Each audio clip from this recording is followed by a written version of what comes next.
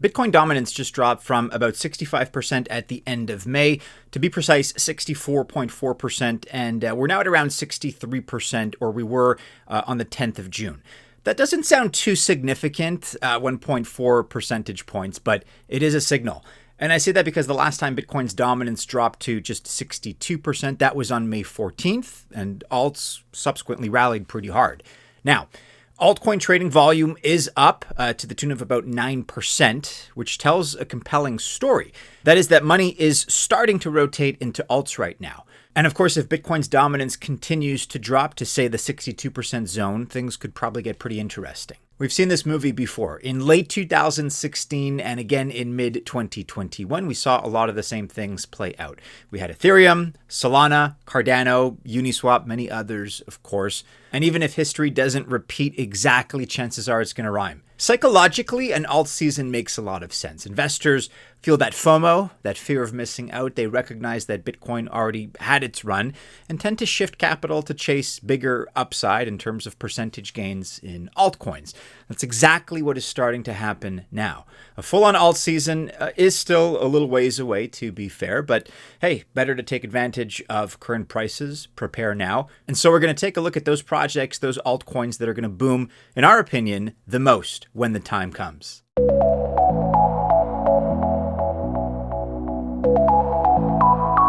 Welcome to the channel. My name is Maddie and this is Altcoin Buzz. All the best of luck if you choose to invest. I genuinely wish you well. As long as we all keep in mind and remember that I'm not a financial or investment advisor, and as such, this video is not official financial or investment advice. We're kicking off here at number one with Ethereum, which is back in the headlines in a big way right now.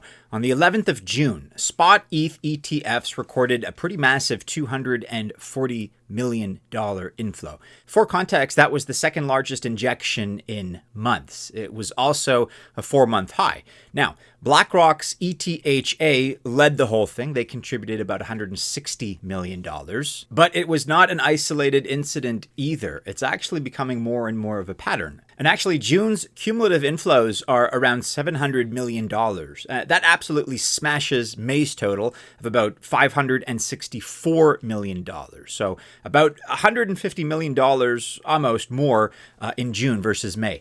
There's also been massive exchange outflows. On June 12th, for example, whales withdrew $393 million worth of Ether from various exchanges. And traditionally, that has always been a good argument to represent bullish sentiment. That certainly is the case here for ETH as well. And this all matters because that level of institutional capital doesn't just drive prices. It does, but it does more than that. It makes everything legitimate. It validates things.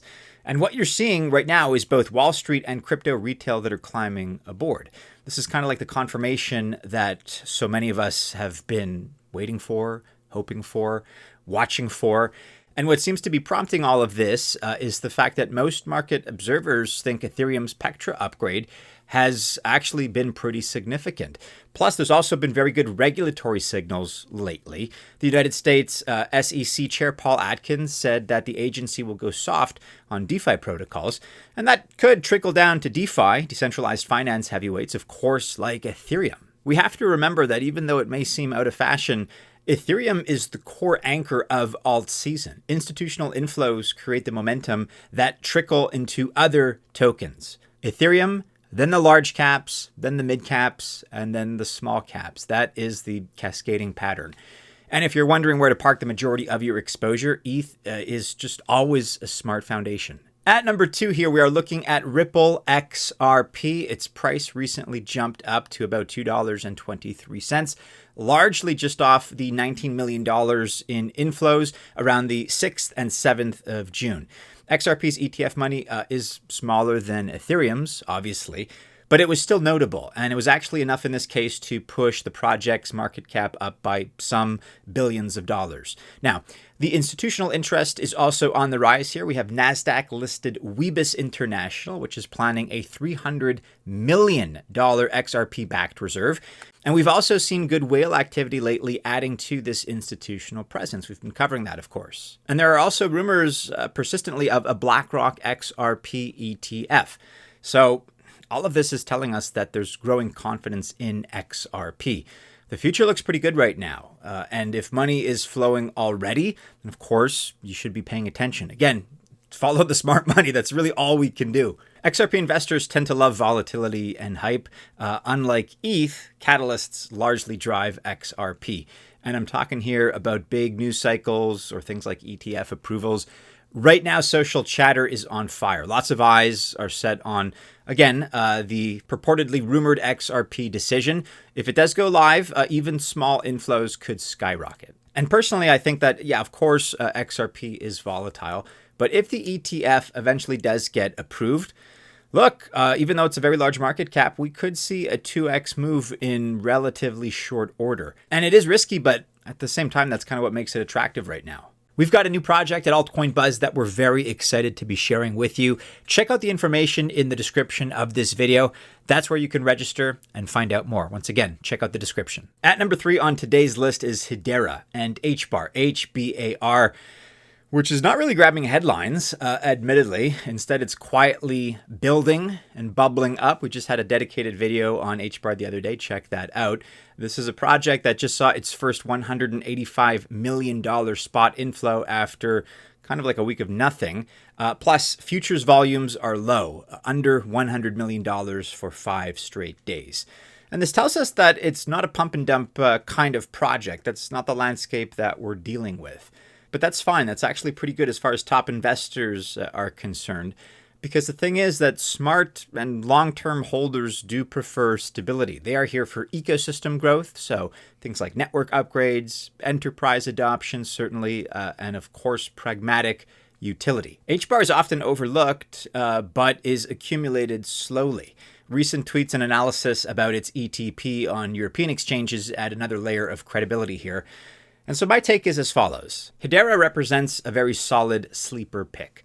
And if you've missed out on the ETH, maybe the XRP boat, this could be a smart addition for long-term growth exposure, especially as enterprise uses and regulated products ramp up. That's to say nothing of the very exciting stuff and high potential stuff that they're doing in the AI space, artificial intelligence. Again, check out our video. We covered that in a lot more detail, but very lofty ambitions. Last but not least here, we are looking at SUI, SUI. We talk a lot about this project, but what many don't know is that SUI is quietly grabbing institutional attention. And it could be in line for something pretty massive. I say this because on the 10th and the 11th of June, NASDAQ filed a form, it's called 19B4 with the SEC, to list the 21-share spot SUI ETF in the United States. That is a major step toward official approval. Just after the filing, SUI broke out through a key resistance of $3.49 on strong volumes. And check this out. We have over 13 million tokens traded in a single session. That is well above its average, which is closer to about 8.7 million. And this volume spike that we saw wasn't a fluke. The trading volume surged 300% on the 10th of June, topping $1 billion. Plus, there was also a major spike in derivatives volume and open interest.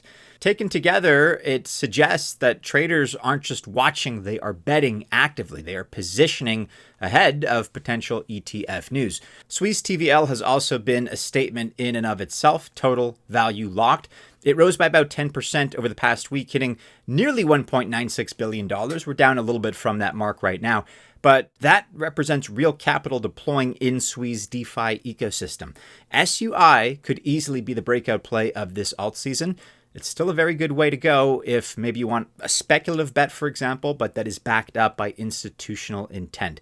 It is not hype. It's one of our top picks. And for a smart approach, I would say, just kind of in conclusion here, start with ETH as your foundation. I don't think personally you can go wrong with that. It is second only to Bitcoin as far as that kind of conservative allocation strategy.